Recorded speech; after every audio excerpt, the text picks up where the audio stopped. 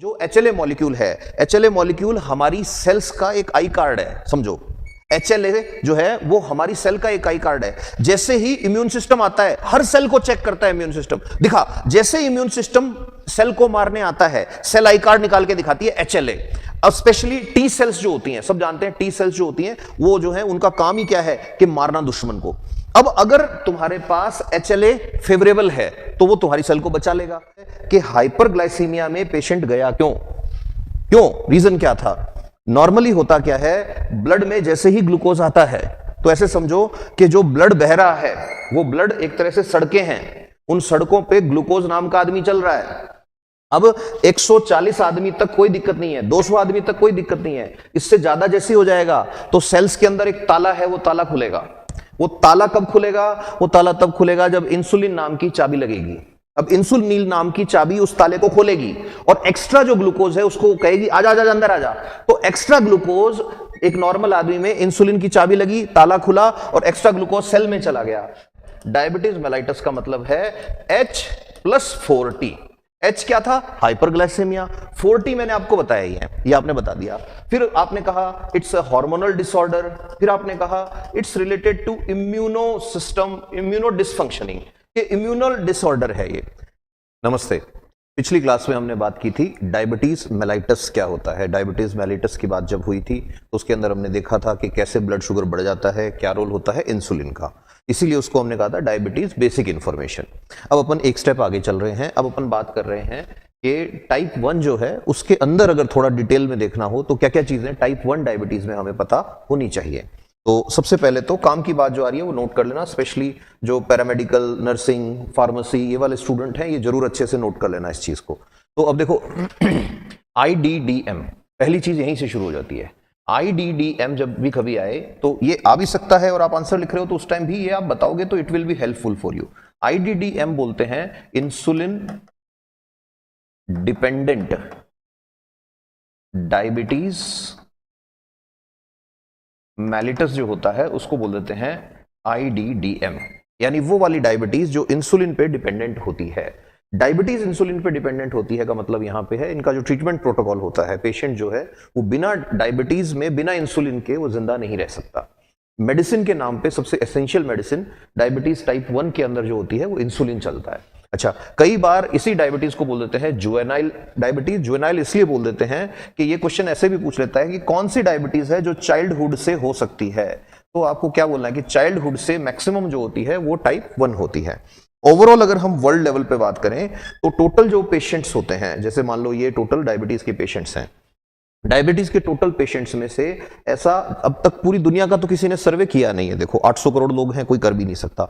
उनमें बहुत सारी कंट्रीज ऐसी हैं जहां पे हेल्थ फैसिलिटीज इस लेवल पे नहीं है कि आप उनको जाके और सर्वे कर सको। बट जो डेवलप्ड और जो डेवलपिंग कंट्रीज है उनका डेटा अगर हम लें और एक ऑन एन एवरेज निकालें तो ऐसा माना जाता है कि 4 से 7% तक जो पेशेंट हैं वो डायबिटीज मेलिटस टाइप 1 के होते हैं, है ना। तो ये DMT1 मतलब डायबिटीज मेलिटस टाइप 1 के होते हैं।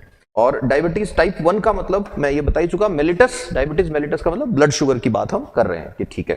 अब जो डायबिटीज मेलिटस टाइप 1 है वो 4 से 7% है, बाकी सारे के सारे जो है ऐसा माना जाता है डायबिटीज मेलिटस टाइप 2 के पेशेंट होते हैं। अब जैसे ही इंट्रोडक्शन स्टार्ट होगा, आप बात करोगे, वाइवा में बैठे हो या मान लो किसी भी एग्जाम के अंदर आपसे ये पूछा जा सकता है, तो आपसे पहली बात यही पूछेगा कि what type of disorder it is. तो आपको अपना आंसर शुरू कैसे करना है? आपको बोलना है कि 2 बातें आपको जरूर बोलनी है। एक आपको बोलना है it is a hormonal disorder, कि भाई ऐसी बीमारी है जो हार्मोन्स के डिसबैलेंस की वजह से होती है। दूसरी बात आपको जो जरूर से करनी है वो करनी है it is auto immune disorder.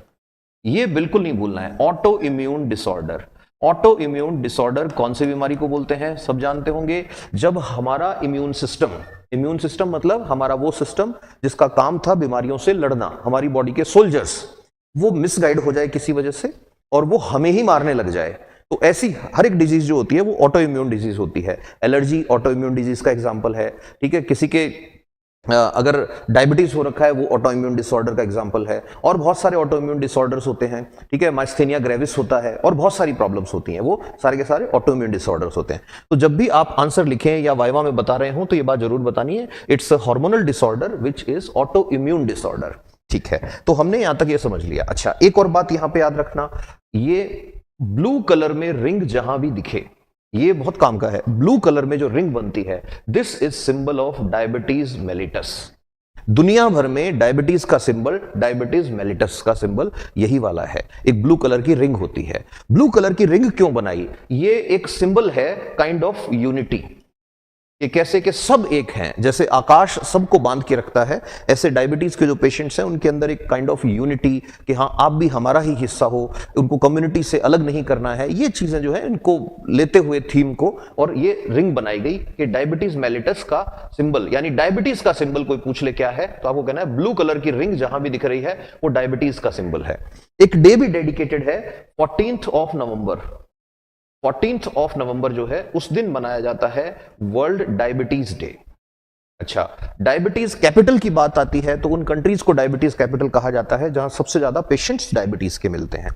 तो right now number of patients की बात मैं करूं तो उसके हिसाब से इंडिया जो है, इंडिया को बोला जाता है diabetes capital, diabetes capital of world, ये इंडिया को बोला जाता है। अब हम आगे चलते हैं।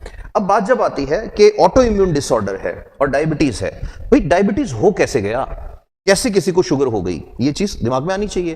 तो कोई भी आदमी दुनिया का है, इससे पहले वाले एपिसोड में मैंने बताया था बेसिक्स, कि भाई खाना खाता है आदमी, खाना खाता है, उसका डाइजेशन होता है, उसका डाइजेशन होने के बाद खाने में सबसे काम की चीज क्या है? ग्लूकोज है। ग्लूकोज ब्लड में चला जाता है, ये ब्लड है, ब्लड में मिक्स हो गया ग्लूकोज, और ब्लड में एक मीटर लगा हुआ है। ऐसा कोई मीटर है नहीं, हमने समझने के लिए लगाया है। ब्लड में एक मीटर लगा हुआ है, ये जो मीटर है ये कह रहा है कि भाई खाना खा रखा है कि हाँ, तो खाना खाने के 2 घंटे, 2.5 घंटे, 3 घंटे बाद तक 140 से 200 तक अगर ग्लूकोज है ब्लड के अंदर तो वो ठीक है, ओके मान रहे हैं उसको कि ठीक है इतना हो सकता है। लेकिन अगर इससे ऊपर चला गया तो एक कंडीशन आ जाएगी जिसे कहेंगे हाइपरग्लाइसीमिया। अब ये बात सब जानते होंगे, नहीं जानते तो काइंडली एक्सक्यूज मी, बिकॉज मैं बिल्कुल जीरो से लेके चल रहा हूं, तो एक्सक्यूज मी वाई कि मैं आपका टाइम हो सकता है आपको लगे कि अरे इतना बेसिक बताने की कहां जरूरत है। साइंस में, मेडिकल साइंस में कहीं भी हाइपर और हाइपो आ रहा है तो अपने को ध्यान रखना है 3 चीजें होती हैं। एक होता है नॉर्मल लेवल, कोई भी चीज की नॉर्मल वैल्यू होती है एक, फिर उससे कम अगर हो जाए, लेस देन नॉर्मल, तो उसको साइंस में बोलते हैं हाइपो। और अगर कोई चीज मोर देन नॉर्मल हो जाए तो उसको साइंस में बोलते हैं हाइपर।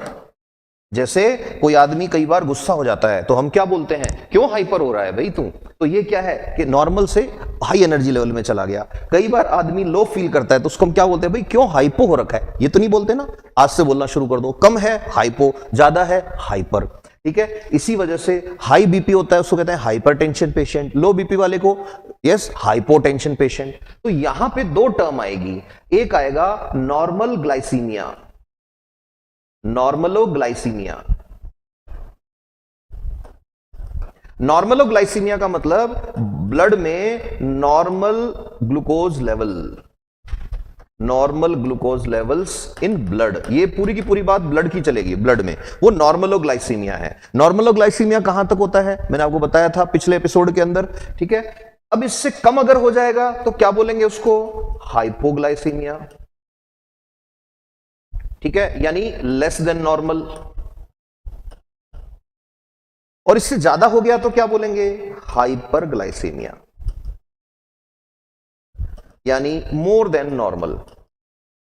तो पहला क्वेश्चन यही आना चाहिए आपको कि भाई डायबिटीज का पेशेंट है, उसकी प्रॉब्लम क्या है। तो मैं ऐसे कह सकता हूं कि डायबिटीज का जो पेशेंट है उसके ट्रीटमेंट का एम क्या होता है। तो आपको कहना है, पहली बात तो जैसे ही आपसे सवाल पूछेगा आपको कहना है सर डायबिटीज जो है उसका कोई ट्रीटमेंट अवेलेबल नहीं है, there is no treatment available for diabetes. अच्छा, तो फिर यहां क्या आएगा कि हम इसको कोशिश करते हैं मैनेज करने की। There is only one thing available in science so far the day when I am recording the lecture, इसका सिर्फ मैनेजमेंट अवेलेबल है। चलो फिर सवाल घुमा दिया उन्होंने कि बताओ डायबिटीज जो है, डायबिटीज का जो पेशेंट होता है उसका मैनेजमेंट का एम क्या होता है, कि उसका पर्पस क्या होता है, उसको आप जो दवाइयां खिला रहे हो उसका। तो आपको आंसर क्या देना है कि पेशेंट जो है वो किस फेज में है, पेशेंट हाइपरग्लाइसीमिक है।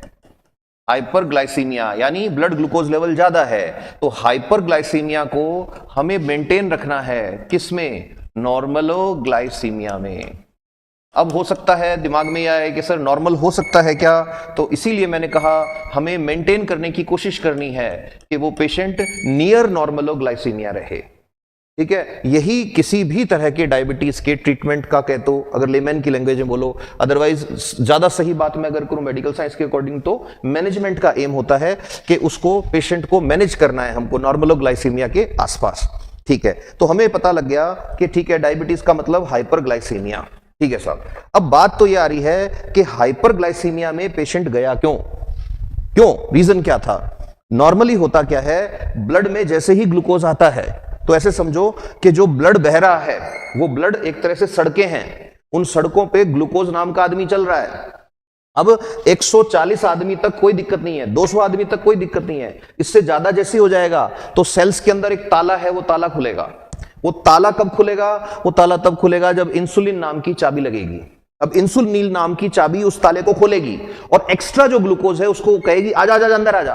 तो एक्स्ट्रा ग्लूकोज, एक नॉर्मल आदमी में इंसुलिन की चाबी लगी, ताला खुला और एक्स्ट्रा ग्लूकोज सेल में चला गया। सेल में जाते टाइम इंसुलिन ने उसको पैक कर दिया in the form of glycogen. ये सारी बातें मैं लास्ट लेक्चर में कर चुका, लेकिन यहां सवाल आता है कि अगर ये प्रोसेस नॉर्मल चल रही थी तो पेशेंट के टाइप 1 डायबिटीज क्यों हुआ? और टाइप 1 डायबिटीज क्यों हुआ और उस पेशेंट की लाइफ पूरी तरह से डिपेंडेंट क्यों हो गई? On what? कि उसकी लाइफ पूरी तरह से डिपेंडेंट हो गई किस पे? इंसुलिन पे। तो ऐसा क्या हुआ? तो अब इसको फाइंड आउट अपने को करना है। तो देखो सीधी सी बात करते हैं, जो आदमी है उस आदमी की बॉडी में मैंने बताया था स्टमक है और स्टमक के पीछे की साइड बैठा है पेनक्रियाज। पेनक्रियाज मतलब अग्नाशय।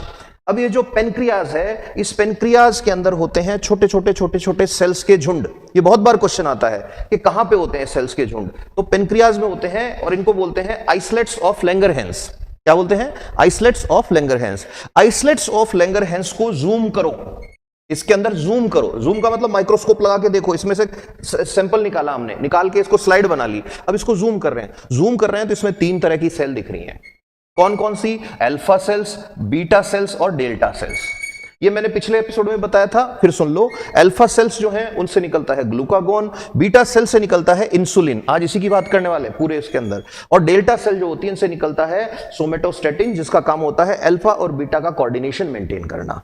अब जो बीटा सेल्स हैं, बीटा सेल्स में जूम किया मैंने पहले पेनक्रियाज में जूम किया, क्या मिला? पेनक्रियाज में जूम किया तो मिले आइसलेट्स ऑफ लैंगरहैंस। उसके अंदर जूम किया तो मेरे को मिली अल्फा बीटा डेल्टा सेल्स। अब जो बीटा सेल है मैंने उसके अंदर जूम किया। बीटा सेल में जूम किया तो क्या था? बीटा सेल्स के अंदर एक आदमी लोहे से पीट के चाबी बना रहा था। कौन सी चाबी? जिसका नाम हमने दिया इंसुलिन। ये आदमी पीट के चाबी बना रहा है और चाबी का नाम है इंसुलिन। देखो इसका बच्चा यहां पे बैठा है ऐसे, जैसे देखा है लोहार के यहां पे ऐसे वो एक कूटता रहता है ऐसे लोहे को, बच्चा जो है वो पकड़ के बैठा रहता है, तो यहां पे ये चल रहा था। मैंने कहा अच्छा, इसका मतलब इंसुलिन कहां बनता है? तो आपको याद रखना है इंसुलिन बीटा सेल्स में बनता है।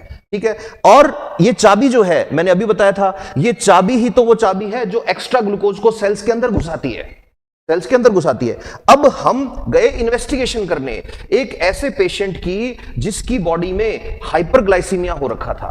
हाइपरग्लाइसीमिया मतलब ग्लूकोज लेवल हाई आ रहा था, तो उसकी सेल्स के अंदर, अब यहां पे ये एक हेल्दी पेशेंट है, यहां पे मैं लिख देता हूं हेल्दी पेशेंट।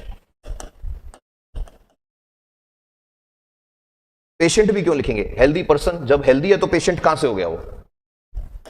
तो देखो हेल्दी पर्सन की जो पेनक्रियाज है उसमें जूम किया तो मेरे को मिला islet of Langerhans. Islets of Langerhans में जूम किया, मेरे को मिली बीटा सेल्स। बीटा सेल्स में जूम किया तो मेरे को दिखा एक आदमी ऐसे पीट के लोहे को और उससे इंसुलिन नाम की चाबी बना रहा है। लोहे का मैं यहां पे मजाक कर रहा हूं, इंसुलिन बन रहा है यहां पे, किसमें? बीटा सेल्स में।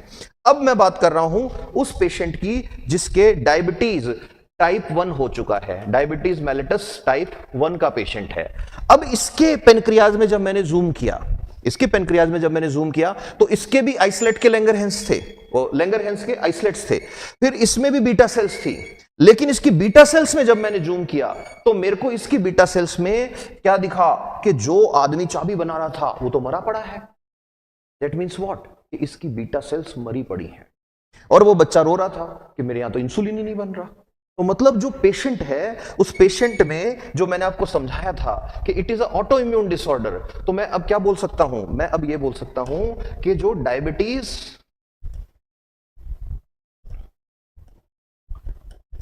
मेलाइटस टाइप 1 होता है, उसमें क्या होता है, जो पेशेंट की बीटा सेल्स होती हैं, they don't produce what, insulin. वो इंसुलिन हार्मोन बनाती ही नहीं है। ठीक है साहब, हमें ये पता लग गया। और अब अगली चीज हमें पता लगानी है कि वाई। अब वो पेशेंट आ गया, वो आपसे पूछ रहा है मेरे को तो ये समझाओ कि क्यों भाई, मैंने ऐसा क्या गुनाह किया था, मैंने ऐसे कौन से पुराने जन्म का प्रारब्ध मेरे साथ चल रहा है कि मेरे अभी भी जो है ये बीटा सेल्स जो है इंसुलिन नहीं बना रही है, कि क्यों? तो हमें फाइंड आउट तो करना पड़ेगा, और आंसरेबल तो है साइंस। अब आंसर देने के लिए क्या करना पड़ेगा, हम बैठे हैं ऐसे और बैठे बैठे ऐसे देख रहे हैं कि यार हुआ कैसे, बीटा सेल मरी पड़ी है। कैसे मरी बीटा सेल? बीटा सेल का बच्चा रो रहा है कि डैडी मर गए। How it is possible? क्यों इंसुलिन नहीं बन रहा इसके अंदर? तो इस पेशेंट को थोड़ा हम स्टडी करते हैं। इसको स्टडी किया तो इसमें और नॉर्मल बंदे में एक फर्क पता लगा कि जब इंसुलिन ही नहीं बन रहा तो ये चाबी टूटी हुई है। चाबी टूटी हुई है तो सेल का वो ताला ही नहीं खुलेगा। कौन सा ताला? जो एक्स्ट्रा ग्लूकोज को अंदर ले रहा था। तो इस पेशेंट के ब्लड में क्या भरा पड़ा है? ग्लूकोज भरा पड़ा है बुरी तरह से। अब ब्लड में ग्लूकोज जब ज्यादा भर जाता है तो हम उसको क्या बोलते हैं? हाइपरग्लाइसेमिया बोलते हैं।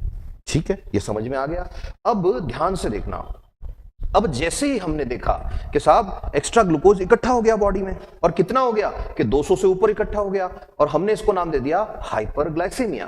अब ध्यान से सुनना, हाइपरग्लाइसेमिया होते ही बॉडी कोशिश करेगी कि एक्स्ट्रा वाला ग्लूकोज चला जाए किसमें? सेल्स में। सेल्स कहेंगी मैं ले लूंगी, मना नहीं कर रही है आपके ग्लूकोज को लेने से, ये ताला खोल दो। और ताला कौन खोलेगा? चाबी। चाबी का नाम है इंसुलिन। चाबी बनाने वाले का नाम है बीटा सेल्स, और इस पेशेंट की बीटा सेल्स मर चुकी हैं। अब कैसे? बिना चाबी के तो काम चलेगा नहीं। तो हमें क्या करना पड़ता है? हमें थोड़े थोड़े टाइम बाद इस पेशेंट में नई चाबियों के इंजेक्शन लगाने पड़ते हैं। मतलब इस पेशेंट को हमें देने पड़ेंगे बार बार इंसुलिन के इंजेक्शन। अब जो बाहर से इंसुलिन के इंजेक्शन देते हो वो कुछ घंटे काम करता है। तो जैसे इंसुलिन का इंजेक्शन दिया वो ताला खुला। जैसे ही वो ताला खुला, ग्लूकोज सेल्स ने अंदर ले लिया। पेशेंट जो है वो देखेगा, चेक करेगा, अरे वाह मेरी शुगर तो कम हो गई। अब जैसे ही थोड़ा टाइम जाएगा ये चाबियां घिस जाएंगी, फिर से ब्लड में ग्लूकोज इकट्ठा होना शुरू, फिर से ब्लड के अंदर ग्लूकोज लेवल बढ़ेगा, ये ताला फिर नहीं खुलेगा, फिर से उसके इंजेक्शन लगाओ। अब होगा क्या यहां पे? फाइंड आउट करो कि भाई ऐसा क्यों हुआ। तो इसको जब फाइंड आउट करने के लिए हम आएंगे, उससे पहले हमें देखना पड़ेगा, अब ब्लड में ग्लूकोज इकट्ठा हो गया, सेल्स में ग्लूकोज जा नहीं रहा, तो ब्लड के अंदर ग्लूकोज भरता जा रहा है। अब उस ग्लूकोज को बाहर कैसे फेंकेंगे? तो आपसे ज्यादा इंटेलिजेंट ये ह्यूमन बॉडी है। ह्यूमन बॉडी को पता है ये ग्लूकोज हमारे लिए अच्छा नहीं है, इतना ब्लड के अंदर नहीं होना चाहिए, या तो ये सेल्स में हो या इसको बाहर फेंको। तो हमारे पास दो मजदूर हैं जो 24 घंटे काम करते हैं, जिनको किडनी बोलते हैं। अब किडनी को काम पे लगा देगा, एक काम करो, ये जो एक्स्ट्रा ग्लूकोज है इसको बाहर फेंको। ये किडनी की सेल्स हैं, बाल्टियां भर भर के ग्लूकोज बाहर फेंकेंगी। तो यहीं से डायबिटीज का पहला लक्षण आएगा, टॉयलेट, फ्रीक्वेंट मिक्चुरेशन, पॉलीयूरिया, बार बार सुसु आएगा आदमी को। क्यों? बॉडी कोशिश कर रही है कि ग्लूकोज को बाहर फेंको। एक्स्ट्रा ग्लूकोज किस काम का है हमारे? अब जब बार बार आप बॉडी से सुसु बाहर निकलेगा, टॉयलेट बाहर निकलेगा, तो सिर्फ ग्लूकोज बाहर नहीं निकलेगा, पानी भी तो निकलेगा। अब पानी बाहर जाएगा तो दूसरा सिम्टम क्या आएगा? बार बार प्यास लगेगी। तो सेकंड टी होता है थर्स्ट, आदमी प्यासा रहेगा, थर्स्टी। ठीक है, फिर उसके बाद अब दो चीजें हो गई कि ठीक है, ग्लूकोज जो है सेल्स के पास है ही नहीं, ग्लूकोज ब्लड के अंदर घूम रहा है, काम सेल्स से हो रहा है। अब सेल्स को ग्लूकोज चाहिए, सेल्स को ग्लूकोज मिल नहीं रहा, तो अब सेल्स क्या करेंगी भाई? सेल्स एकदम से कमजोर महसूस करेंगी। तो तीसरा टी आएगा, टायर्डनेस, आदमी थकान रहेगी आदमी को। तो जिन आदमियों की डायबिटीज होती है उनको थकान रहने लग जाती है। अब सेल्स के पास ग्लूकोज नहीं है, ग्लूकोज ब्लड के अंदर एक्स्ट्रा घूम रहा है, लेकिन ब्लड में घूम रहा ग्लूकोज काम का नहीं है। काम का तब है जब सेल्स में जाएगा। सेल्स के पास ग्लूकोज नहीं है, तो सेल्स को तो काम करना है, जितना भी काम करना है उसके लिए अब सेल्स दूसरी चीजों को काम में लेगी। ग्लूकोज कार्बोहाइड्रेट होता है। देखो हमारा जो बॉडी है ना, हमारी बॉडी में एनर्जी के सोर्स तीन होते हैं मेन। एक होते हैं कार्बोहाइड्रेट्स, कार्बोहाइड्रेट्स का एग्जांपल है ग्लूकोज। अब जब ग्लूकोज नहीं मिलता है तो बॉडी तोड़ेगी फैट को, बॉडी तोड़ेगी प्रोटीन्स को। तो तो अब बॉडी फैट और प्रोटीन से क्या बनाएगी? एनर्जी बनाएगी। बॉडी का मतलब सेल्स। तो अब सेल्स जब फैट से और प्रोटीन से एनर्जी बनाना शुरू करेगी तो होगा क्या? जहां जहां फैट था, जहां जहां प्रोटीन था, अब वो खर्च हो रहा है, तो पेशेंट जो है वो थिन हो जाएगा। थिन का मतलब पतला हो जाएगा, वजन कम हो जाएगा। ये सारे सिम्टम डायबिटीज के पेशेंट्स में देखने को मिलते हैं, स्पेशली टाइप 1 डायबिटीज के। टाइप 1 डायबिटीज मेलिटस की बात हो रही है, यहाँ पे ब्लड शुगर की बात हो रही है, ठीक है। तो अब कोई पूछे कि डायबिटीज वाले को बार बार यूरिन क्यों आता है? मेरे एक स्टूडेंट से वाइवा के अंदर पूछा था, यूं बता के मजे आ गए उसको। वो बोला सर एग्जामिनर को मजा आ गया, ठीक है। पैरामेडिकल्स में तो स्पेशली तुमको मजा आ जाएगा, नर्सिंग वाले हो या ये वाले हो तो तुम अच्छे से बस इसको एक बार सुन लो ध्यान से चीज को, ठीक है। अब उसको टॉयलेट आ रहा है, क्यों आ रहा है, प्यास क्यों लग रही है बार बार। अब आपको जब आप आंसर लिख रहे हो तो वर्ड आपको टेक्निकल यूज करना है। You will remember it like के 4 T's of diabetes, but toilet लिख के बाजू में पॉलीयूरिया, यहां पे टी थर्स्ट लिख के पॉलीडिप्सिया, बार बार प्यास लगने को बोलते हैं पॉलीडिप्सिया। तो T T T T 4 T याद है, डायबिटीज के सिम्टम्स हो गए। अब ध्यान से सुनो बात। अगली बात क्या आती है कि पेशेंट जो है उसके ब्लड में भरा पड़ा है ग्लूकोज। देखो ये पेशेंट है, इसके ब्लड में ग्लूकोज भरा पड़ा है। अब इस पेशेंट की सर्जरी नहीं हो सकती, इस पेशेंट के चोट लग गई, जल्दी से चोट ठीक नहीं हो सकती। क्यों? इसका रीजन है जब ब्लड में ग्लूकोज ज्यादा भरा पड़ा है तो होगा क्या, इसके कहीं भी कट लगाओगे, सर्जरी में कट ही तो लगाओगे, या कहीं कट लग गया या कहीं चोट लग गई तो होगा क्या, जैसे ही चोट लग गई तो इस पेशेंट के चारों तरफ जितने भी बैक्टीरिया हैं उनको ज्यादा न्यूट्रिशन वाला फूड दिखेगा। क्यों? इसके ब्लड में ग्लूकोज औरों से ज्यादा है। और कई तो अंकल आंटी ऐसे होते हैं, आपने देखा होगा, आज बेटा लड्डू खा लिया था, कंट्रोल रहा नहीं, तो आज शुगर 400 हो रखी है मेरी, ठीक है, आज 350 हो रखी है। बहुत होते हैं ऐसे, अरे कुछ नहीं होता, आज मीठी चाय पियेंगे, चलो अब पीली चाय, शाम को चेक करा रहे हैं शुगर आ रही है 350, ठीक है। फिर वो हाँ बेटा ऐसा हो गया था। अब तुम मुझे बताओ कि तुम अगर एक बैक्टीरिया होते और तुम जा रहे हो खाना खाने, तुम कौन से ब्लड पे टूट के पड़ते, कम ग्लूकोज वाले पे या ज्यादा वाले पे? ऑब्वियसली ज्यादा वाले पे। तो इनके ग्लूकोज पे अटैक ज्यादा करेगा बैक्टीरिया, इसलिए जब तक इनका हाइपरग्लाइसीमिया, अब देखो टेक्निकल लैंग्वेज में बात करते हैं, जब तक इनका हाइपरग्लाइसीमिया मैनेज होके नॉर्मलोग्लाइसीमिया की रेंज में नहीं आ जाएगा तब तक इनकी सर्जरी नहीं करते डॉक्टर्स, जल्दी से इनकी सर्जरी नहीं करते हैं, है ना। तब तक इनकी चोट भी जल्दी से ठीक नहीं होती है। अब थोड़ा अंदर चलते हैं, और ठीक है अपने को समझ आ गया कि बीटा सेल्स मर गई। तो अब कोई पूछे कि बताओ डायबिटीज मेलाइटस जो है वो क्या होता है? कि साहब डायबिटीज मेलाइटस, सिंपल सी बात है, डायबिटीज मेलाइटस का मतलब है H+4T। H क्या था? हाइपरग्लाइसेमिया। 4T मैंने आपको बताया ही है, ये आपने बता दिया। फिर आपने कहा इट्स अ हार्मोनल डिसऑर्डर, फिर आपने कहा it's related to immuno system, immuno dysfunctioning, ये इम्यूनल डिसऑर्डर है ये। तो अब सवाल ये पूछेगा कि ये बताओ बीटा सेल्स मरी क्यों, किसने मारा बीटा सेल्स को? इंपॉर्टेंट चीज तो ये है। तो अब अपने को बनना पड़ेगा डिटेक्टिव, अब अपने को डिटेक्टिव बन के ढूंढना पड़ेगा बीटा सेल्स क्यों मारी ऐसे। जैसे एक पहले आता था सैम डिसिल्वा, चलो गोपी तहकीकात करें, मर्डर किसने किया है, तो बीटा सेल्स को मारा किसने, we have to find out. तो मैंने लिखा भी है डिटेक्टिव सैम, ठीक है। अब इन सेल्स को जब सर्च करने निकले कि किसने मारा बीटा सेल्स को, तो आप पेशेंट के पेनक्रियाज में बैठे हो, पेनक्रियाज मैंने बताया था लास्ट वाले लेक्चर में, वहां बैठे हो और बैठ के चेयर लगा के ऐसे देख रहे हो मरी हुई बीटा सेल को, यार तेरे को मारा किसने, हु किल्ड यू। तो अब इसको फाइंड आउट करने जब हम निकलेंगे तब अपने पास एक नई चीज निकल के आएगी कि जो क्रिमिनल है ना वो बैठा है क्रोमोसोम नंबर 6 पे। ये बातें नोट कर लेना, क्रोमोसोम नंबर 6 पे बैठा है क्रिमिनल। अब क्रोमोसोम नंबर 6 पे कोई क्रिमिनल बैठा है, ये क्रोमोसोम नंबर 6 पे जो क्रिमिनल बैठा है, बहुत सारे बच्चे जो स्पेशली एमएससी का कोई बैच पढ़ाते हैं हम, या नर्सिंग का पढ़ाते हैं, या फार्मा वालों का पढ़ाते हैं, बहुत सारे बच्चे होते हैं ये वाली चीज जो है इस लेवल पर आते ही एकदम ऐसे हो जाते हैं, सर ये तो हमने पढ़ा ही नहीं, कि क्यों हमें किसी ने पढ़ाया नहीं। ऐसे नहीं भैया, कंपटीशन की दुनिया में इस बात से कोई फर्क नहीं पड़ेगा आपको कॉलेज में क्या पढ़ाया गया क्या नहीं पढ़ाया गया, पढ़ के जाओ जितना हो सके, भीड़ से एक कदम आगे। तो ध्यान से सुनना, बीटा सेल्स मर चुकी हैं, मरने का रीजन क्या है वो हमें फाइंड आउट करना है। तो क्रोमोसोम नंबर 6 को जब स्टडी किया, इजी लैंग्वेज में बता रहा हूं बिल्कुल, क्रोमोसोम जानते हो कि क्रोमोसोम जो होते हैं, क्रोमोसोम्स जो होते हैं उनके पास क्या होते हैं, जीन होते हैं। ऐसे अगर मैं सिंगल इसकी बात करूं तो एक साइड बड़ा होगा एक साइड छोटा मिलेगा, पता है ना, ऐसे ऐसे ऐसे ऐसे। तो ये है क्रोमोसोम नंबर 6, गुणसूत्र नंबर 6। अब इस क्रोमोसोम नंबर 6 के ऊपर जब हम गए तो इसके ऊपर जीन्स का एक कलेक्शन है।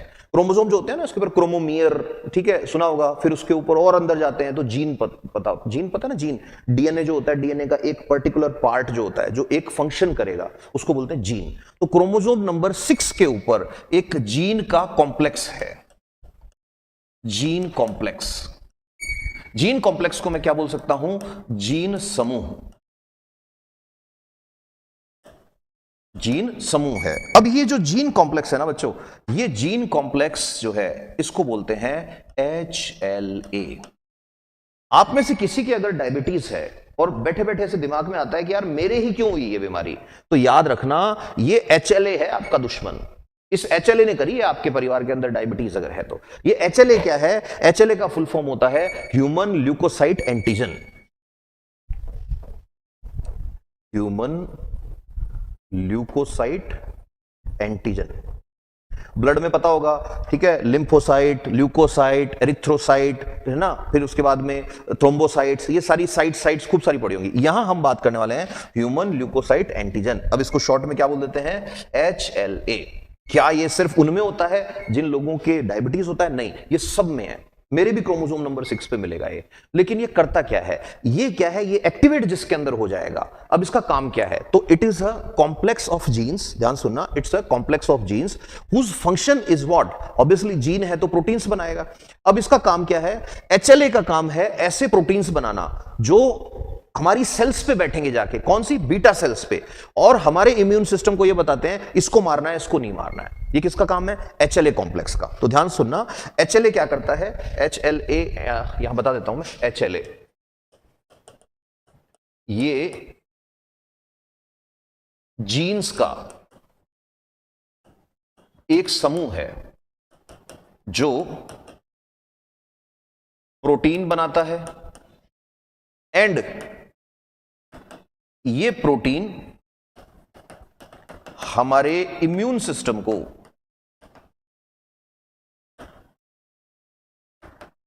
बताते हैं कि क्या, who is self and who is non self. अब देखो, इम्यून सिस्टम का काम क्या है? इम्यूनिटी का काम क्या है? इम्यूनिटी का काम है बाहर से कोई भी अगर जर्म्स आ रहे हैं उनको मारना, कोई भी हमारी बॉडी की सेल नहीं है उसको मारना, हमारी बॉडी की मरी हुई सेल है उसको मारना। ये सारे काम किसके हैं? इम्यून सिस्टम के हैं।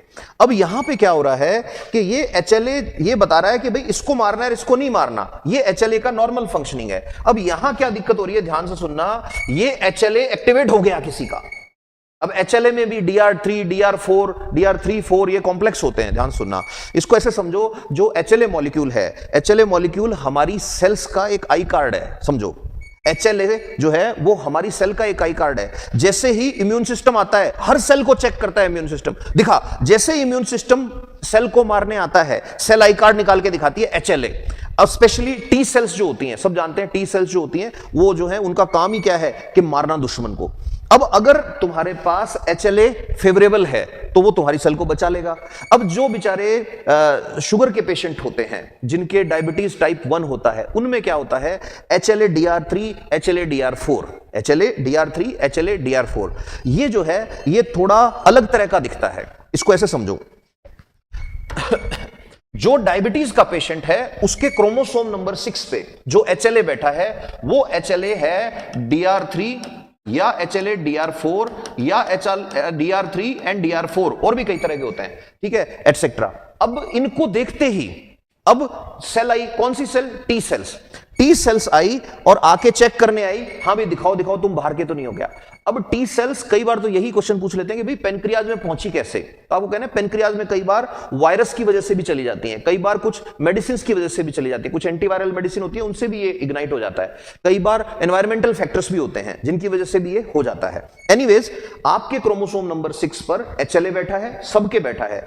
जिन लोगों के HLA DR3, DR4 या DR3-4 का कॉम्प्लेक्स एक्टिवेट हो गया, उनके अंदर क्या होगा? जब इम्यून सेल्स आएंगी चेक करने, आई कार्ड दिखाओ, आई कार्ड दिखाओ, तो ये अलग तरह का दिखेगा। जैसे ये अलग तरह का आई कार्ड दिखेगा, वो गोली मारी, ये गोली मारी, जैसे गोली मारी बीटा सेल मर गई। अब बीटा सेल कौन थी? बीटा सेल का काम क्या था? मैंने बताया, बीटा सेल का काम था वो चाबी बनाना, जिसका नाम क्या है भाई? जिसका नाम है इंसुलिन। तो इसका मतलब इस पेशेंट में अब इंसुलिन नहीं बनेगा। तो अब मुझसे कोई पूछे कि भी बताओ मैकेनिज्म क्या है, कैसे टाइप 1 डायबिटीज होता है, कैसे ये टाइप 1 डायबिटीज जो है वो टाइप 2 से डिफरेंट है, तो मैं बता सकता हूं ना अब तो डिटेल्स के अंदर। अब मेरे से कोई ये भी पूछ ले कि भी बताओ HLA क्या होता है, तो मैं बता सकता हूं HLA is human leukocyte antigen complex. इसका DR3 DR4 वेरिएंट या DR3 DR4 का कॉम्प्लेक्स वेरिएंट जो है वो बाकियों से थोड़ा अलग होता है।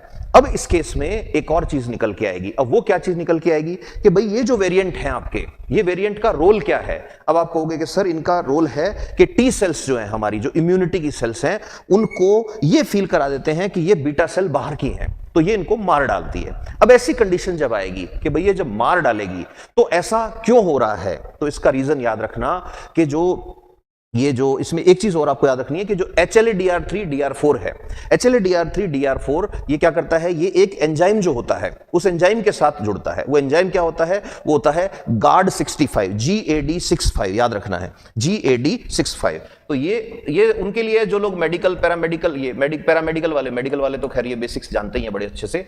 तो GAD65 जो होता है उसका ये एंजाइम जो होता है ये बीटा सेल्स में मिलता है, ये तो इसके साथ ये जुड़ता है। तो इसलिए कई बार क्या होता है कि इसके अंदर ये भी पूछ लेते हैं कि रोल ऑफ GAD65, तो बोल देना कि इंसुलिन जो है उसका प्रिकर्सर होता है। फिर मैंने ये भी बताया कि एनवायरमेंटल जो है वो भी फैक्टर्स काम करते हैं। तो जो आदमी, अब देखो ऐसा भी होता है कई बार, ठीक है, एक तो आ गया GAD65 की बात कर ली, दूसरा एनवायरमेंटल फैक्टर कैसे काम करेंगे। तो देखो दो आदमी हैं, दोनों आदमियों के अंदर हो सकता है HLA जो है वो DR3 DR4 हो, बट ट्रिगर होना जरूरी है। ट्रिगर होने का मतलब वो एक्टिवेट होना जरूरी है।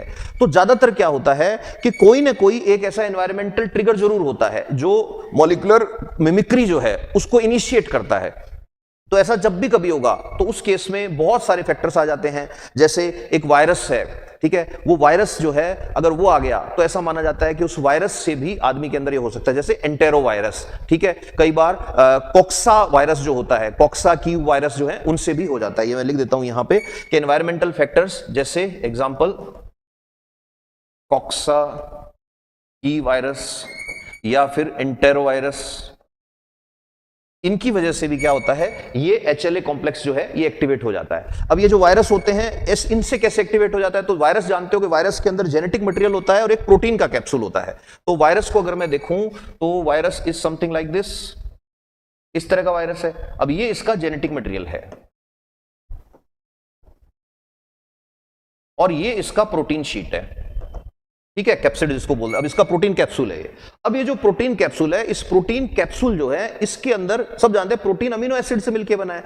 तो इसके जो अमीनो एसिड सीक्वेंस हैं उन सीक्वेंस के अंदर जो है GAD65 जैसा सीक्वेंस मिलेगा। तो इसका वायरस जो होते हैं इनमें मैं ये बोल सकता हूं कि इनका जो प्रोटीन होता है, इनके प्रोटीन में जो GAD65 है उसके जैसा स्ट्रक्चर मिलता है। तो जैसे इसका स्ट्रक्चर मिलता है तो जब ये आपकी पैंक्रियाटिक सेल्स के अंदर जाएगा, बीटा सेल्स से जुड़ेगा, तो बीटा सेल्स में जाते ही क्या होगा, सेल्स की मिमिक्री शुरू होगी और जो सेल्स हैं वो भी क्या करेंगी, वो भी GAD65 जो है उसको बनाएंगी। अब GAD65 जो है, GAD65 वाला प्रोटीन जैसे ही दिखेगा, अब देखो टी सेल्स आ रही हैं, ये कौन है कि मैं टी सेल हूं, ठीक है, कि तेरा काम क्या है, टी सेल अंदर आई आदमी के। अब टी सेल पेनक्रियाज में घुसी, अब टी सेल्स सारी सेल्स को चेक कर रही हैं। अब टी सेल्स को यह पता है कि जो GAD65 है वो वायरस के पास है, वो हमारा नहीं है। अब हुआ क्या, इस GAD65 को देख के इंसुलिन बनाने वाली बीटा सेल्स ने भी GAD65 बना लिया। तो जैसे टी सेल्स को दिखेगा, टी सेल कहेगी मारो इसको, मार दो, कि क्यों, कि ये वायरस जैसी दिख रही है। तो बॉडी की सेल्स को बॉडी की ही सेल्स ने मारना शुरू कर दिया। अब जब बॉडी की ही सेल्स को बॉडी की सेल्स ने मारना शुरू कर दिया, यानी कि उनको ऐसे लगा कि हमारी जो बीटा सेल्स हैं वो बीटा सेल्स हमारी नहीं है, वो वायरस सेल्स हैं, तो क्या होगा कि हमारी बॉडी में बीटा सेल्स का डिस्ट्रक्शन स्टार्ट हो जाएगा। तो इसका मतलब ये हुआ कि मैं यहां पे ये कह सकता हूं कि पहला स्टेज जो था वो था HLA, दूसरा था HLA का एक्टिवेट होना, और तीसरा स्टेज अब जो आएगा, तीसरा स्टेज आएगा कि साहब अब जो पेशेंट है उस पेशेंट के साथ इंसुलाइटिस स्टार्ट हो जाएगा। इंसुलाइटिस का मतलब अब क्या होगा, तो इसको मैं ऐसे, स्टेप नंबर 1 क्या था, स्टेप नंबर 1 था कि जो HLA है उसका DR3 या DR4 या 3-4 का कॉम्प्लेक्स जो है वो होना, नंबर 1। स्टेप 2 क्या था? स्टेप 2 था कोई भी एनवायरमेंटल फैक्टर की वजह से ट्रिगरिंग होना। किसकी triggering? Triggering of HLA factor, DR3, DR4 या कोई और हो, उसकी ट्रिगरिंग हो गई।